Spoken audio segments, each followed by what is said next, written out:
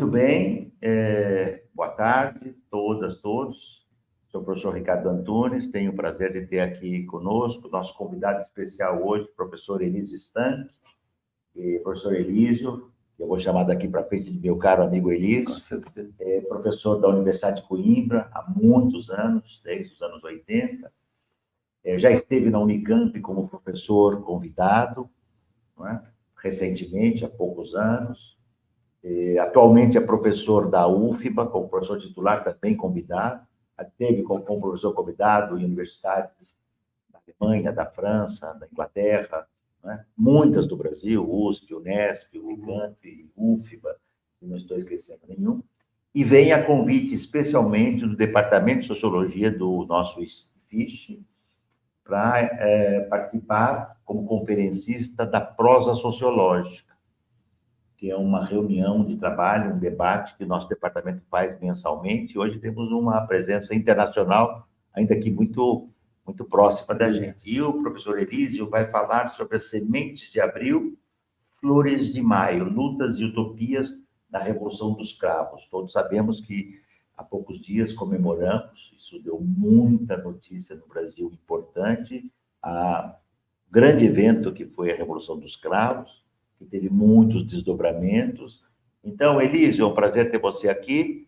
Se achas que precisa completar algo da minha breve apresentação sua, se não, o que são sementes de abril, flores de maio, lutas e utopias da Revolução dos Cravos? Em síntese, o que você vai nos apresentar na sua conferência aqui no IFISH? Obrigado, Ricardo. Boa tarde a todo mundo. É um grande prazer voltar a estar aqui na Unicamp, uma universidade que me é já bastante familiar, onde tive o gosto, como falou o professor Ricardo, de permanecer aqui durante o ano em 2013, onde estive um ano inteiro.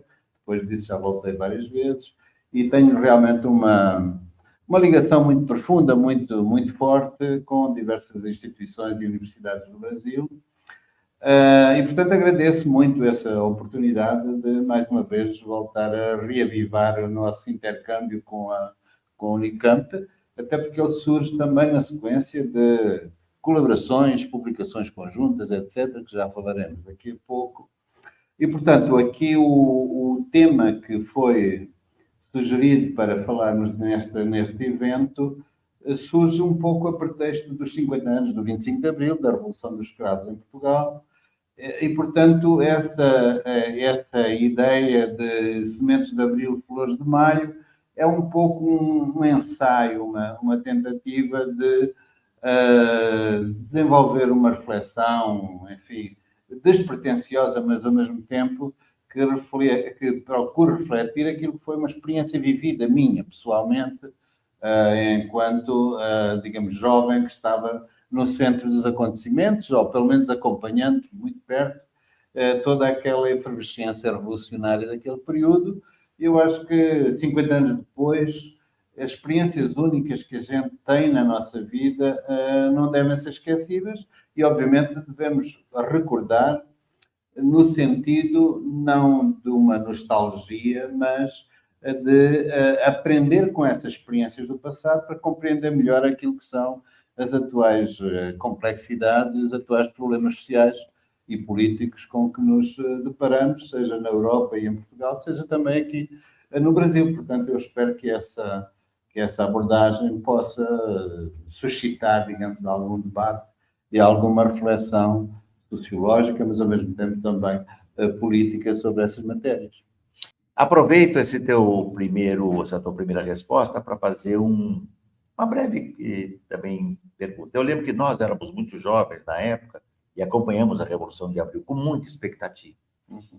O levante militar, jovem oficialato, que lutava nas colônias, se rebelou, tá certo? Teve um papel deflagrador. Ao mesmo tempo, a Revolução ganhou, o movimento militar, digamos assim, ganhou forte adesão popular. Daria para caracterizar, Elísio, como uma revolução em que sentido? Uma revolução que desencadeou um levante, mas que não foi adiante, ou uma revolução que teve forte adesão social, trouxe consequências, mas não... Se você tivesse que resumi-la numa palavra, esse vai ser, inclusive, o tema da sua palestra, depois, quem tiver interesse vai poder escutar sua apresentação, claro, né? Muito brevemente diria que foi antes um levante que desencadeou uma revolução. Foi um levante militar que tinha como principal motivo, digamos, o pôr fim à guerra colonial de então, porque já se tinha entendido, pelo menos aquele grupo de militares mais consciente, que eram jovens milicianos, que a guerra colonial nas antigas colónias em Angola, Moçambique, Guiné, não tinham possibilidade de uma solução militar e, portanto, tinha que se desencadear canais de diálogo visando a independência e o reconhecimento da independência daqueles povos.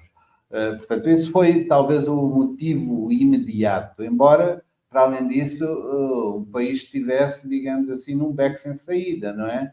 E como é costume dizer-se, todas as revoluções começam num beco sem saída.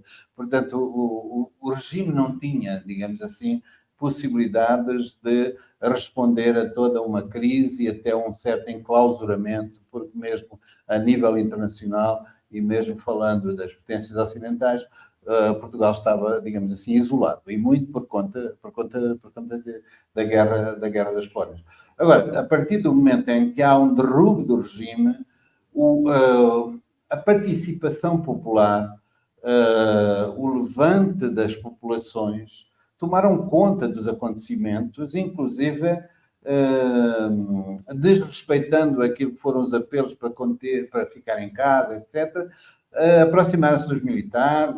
A partir do momento em que a revolução, em que o golpe claramente estava vitorioso, não é? Aconteceu em abril, uma época de primavera, com flores, com mulheres vendendo flores nas ruas do centro de Lisboa, e aí os escravos tomaram conta da revolução, e por isso, digamos, a ideia da revolução dos escravos, e sobretudo dos escravos vermelhos, na verdade havia vermelhos e brancos, mas os vermelhos, digamos assim, coloriram os brancos, e daí por diante houve toda uma sucessão de acontecimentos que foram para além, porventura até, dos principais mentores do próprio MFA. Portanto, foi a participação popular que... MFA é Movimento das Forças Armadas, né? Movimento das Forças Armadas. Mas a participação popular desencadeou processos que não estavam sequer previstos no próprio programa. E, portanto, olhando para trás, focando naquele período de 2, 3 anos, o que aconteceu na sociedade portuguesa, no plano económico, no plano político, no plano cultural, etc., eu considero que foi, de facto, uma revolução. Perfeito, muito obrigado. Segundo momento desse nossa atividade aqui da prosa sociológica, do nosso departamento de sociologia, o Elísio vai lançar o seu livro que ele organizou, Retrabalhando as Classes no Diálogo Norte e Sul, Trabalho e Desigualdades no Capitalismo Pós-Covid. Eu pediria, então, que o Elísio, que co-organizou esse livro com o Agnaldo, né, de Souza Barbosa e Fabrício Maciel, falasse um pouco, primeiro, do que motivou esse livro, como é que nasceu essa ideia e da participação ampla de autores e autoras de vários países, de vários continentes. Ok. Ricardo, a ideia desse livro... Eu te interrompo até para dizer que eu tive a felicidade de ser convidado a colaborar com esse livro. O que contribuiu para enriquecer bastante aqui as contribuições para este livro. Este livro também, como todas, ou como muitas das iniciativas que eu tenho a honra de ter protagonizado ao longo da minha carreira, resultam de afetos, não é?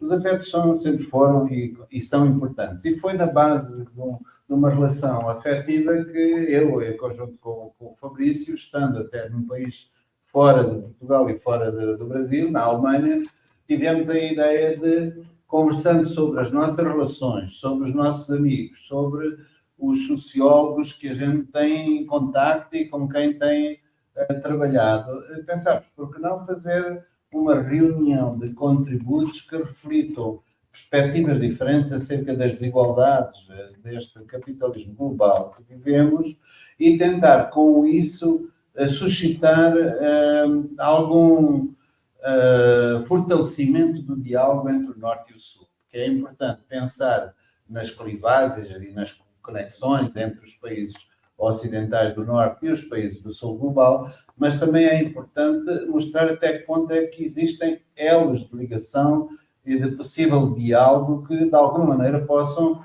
repor, digamos, essas assimetrias de poder e de desigualdade em benefício, digamos, dos povos, de um modo geral. Portanto, foi esse muito o espírito que nos levou a propor a esta editora da Unesp esta obra, no qual, por nossa e minha grande felicidade, conseguimos reunir aqui, de facto, nomes sonantes da sociologia internacional, para além dos brasileiros, com o Ricardo Antunes aqui ao meu lado, mas também nomes como a socióloga Gay Seidman, o Michael Buravoy, o Klaus Dor, o Hartmut Rosa, digamos, de vários, inclusive também a Paula Varela, por exemplo, da Argentina.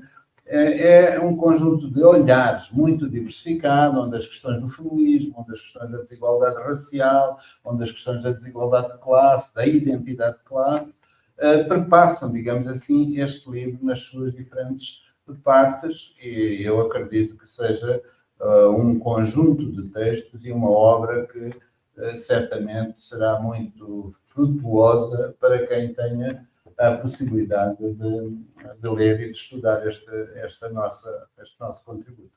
Perfeito.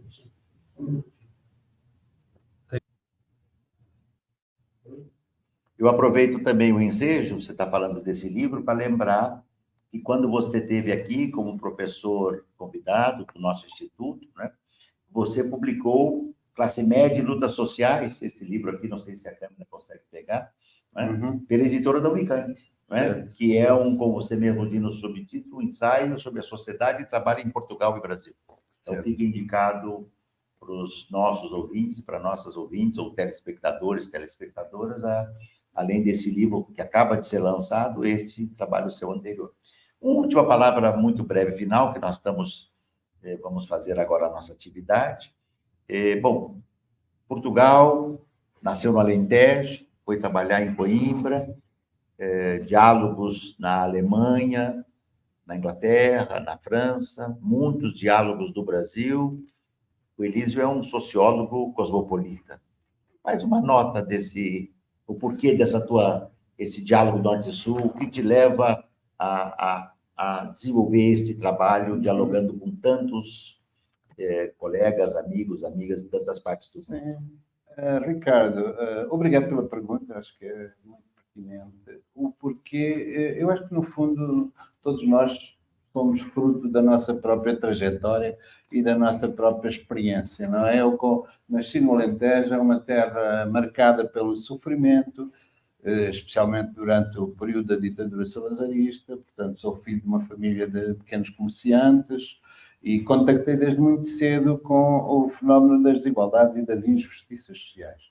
E acho que é muito esse ponto e essa marca que me tem influenciado ao longo da minha trajetória pessoal e também académica. Portanto, aquilo que nós, enquanto professores e pesquisadores, temos o privilégio de poder fazer é trabalhar em áreas que nos dão também prazer ao mesmo tempo, não é?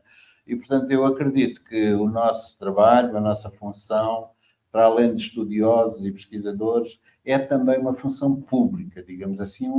Por isso eu chamei, inclusive, a um outro dos meus livros, Ressonâncias e Sociologia Pública, que publiquei também recentemente em Portugal. Justamente é um pouco um balanço de várias dessas experiências ao longo da minha trajetória, questionando também qual é que é o papel, qual é que é o potencial da sociologia e das ciências sociais em geral, em termos do seu contributo para a transformação social numa perspectiva progressista, emancipatória e que dê atenção, sobretudo, aos segmentos sociais mais frágeis, mais vulneráveis deste sistema, económico neoliberal em que vivemos atualmente. E, portanto, essas ligações foram, curiosamente, sendo alargadas com colaborações aqui e ali de núcleos, de grupos de pesquisa, de colegas que partilham comigo e com você esta preocupação de conjugar a atividade académica com a atividade de intervenção pública e de intervenção política. Portanto, isto que está aqui deste livro e das várias outras obras em que participei tem esse objetivo, digamos, em em vista não separar o lado académico do lado da intervenção pública, mas, pelo contrário, tentar contribuir para que o conhecimento das ciências sociais não seja apenas para ficar, digamos, dentro dos gabinetes ou dentro das universidades, mas que, de alguma maneira, possa influenciar, contaminar os próprios movimentos sociais e a dinâmica transformadora da sociedade no seu conjunto. Obrigado, foi um prazer ter feito esse diálogo com o Elísio.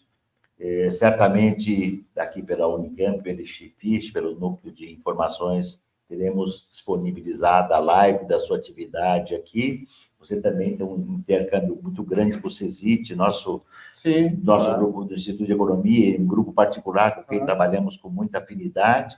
Então, é mais uma vez uma felicidade estar aqui. O IFIX agradece, o departamento, eu falo em nome do Departamento de Sociologia, tá certo? Nesse momento, em nome do atual chefe, Michel Nicolau, do departamento, que não pode estar aqui nessa entrevista. É um prazer ter você aqui e certamente não vai ser a última, teremos muitas outras. Eu é que agradeço, Ricardo. Muito obrigado a vocês também. Boa tarde. Obrigado.